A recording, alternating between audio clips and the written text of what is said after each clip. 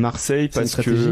que oui, quand j'ai débuté, j'habitais en région parisienne, je cherchais de la rentabilité. Paris, c'est pas de la renta, c'est du patrimoine. Bordeaux, c'est pas de la renta, c'est du patrimoine aussi. Mais je voulais quand même investir dans une grande ville de France. Et Marseille restait une grande ville de France qui proposait de la rentabilité. Une question, à Marseille, qui sont les propriétaires sur Airbnb? Baladons-nous sur le site de la plateforme.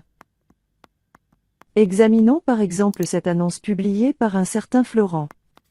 Mais qui est donc ce mystérieux Florent qui a mis l'image d'une maison comme photo de profil? En faisant quelques recherches, on s'aperçoit que Florent, de son nom Richard, est bien présent sur les réseaux où il vante ses exploits d'investissement et de profit. Il raconte par exemple qu'il vient d'acheter une maison à Marseille, qu'il pourrait la garder en un seul lot pour la louer aux habitants, mais que la diviser en 2, 3 ou 4 logements boosterait bien la rentabilité et serait idéal pour la location de courte durée sur Airbnb. Le montant exact du SMIC, c'est à peu près 4149 €. C'est ce que je fais régulièrement en location courte durée tous les jours. Là, ça fait environ 3 SMIC par jour.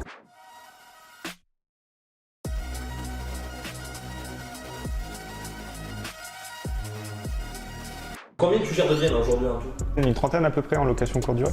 Tous à distance, là on est à Bordeaux, la majeure de mes biens sont à Marseille, donc j'irai à 600 km. Il y a tout un système qu'on peut mettre en place d'optimisation fiscale, notamment avec des sociétés, différents montages, que je détaillerai pas ici, mais qui permet d'en garder un petit peu, on va dire, pour soi.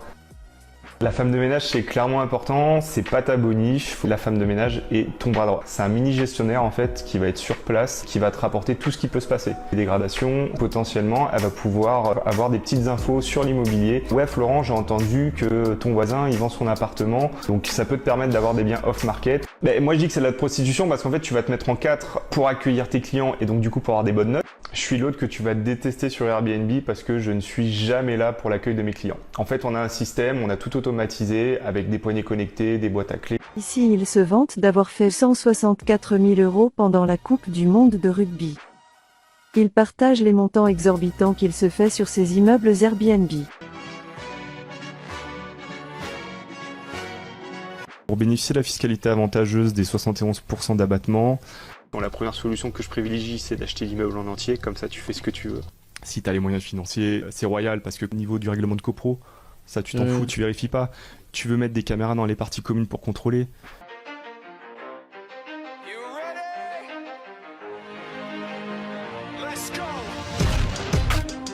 Tu risques de gagner beaucoup trop d'argent et de devoir quitter ton travail. Fini les réunions interminables, à toi les destinations paradisiaques et les voyages à couper le souffle. Il ose mettre la musique Belzins Breakdown sur une vidéo où il vante la location touristique pour s'éviter les loyers impayés. Belzins, fleuron des quartiers phocéens. Coincé entre la gare et le vieux port, on n'est pas les plus à plaindre. À domicile comme à l'extérieur, on sévit sur les cafards comme le bégon. Tout ça sort de la rue. Hein, qui le crut, pas eux en tout cas. Le quartier populaire de Belzins se voit vidé de ses habitants, expulsés de leurs logements qui seront transformés en location touristique. Sachant qu'on a aujourd'hui environ 1000 Airbnb dans le quartier de Belzins. Bref, on continue à faire des recherches sur ce Florent Richard et plus on avance, plus on découvre dinguerie sur dinguerie. Florent Richard a plus de 30 appartements dans Marseille, dans des quartiers comme la Belle de Mai, la Joliette, Belzins, Réformé ou le Cours Julien, dont plusieurs font partie d'immeubles entiers en Airbnb.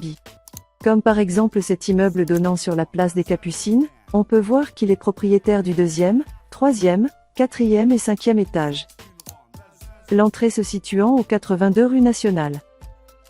Des réglementations existent comme la règle de la compensation qui oblige les propriétaires pour chaque logement transformé en meublé de tourisme, de contrebalancer cette perte, en créant un autre logement destiné à la location à l'année.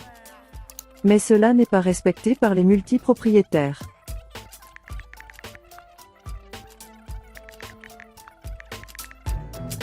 Belzins, break it down.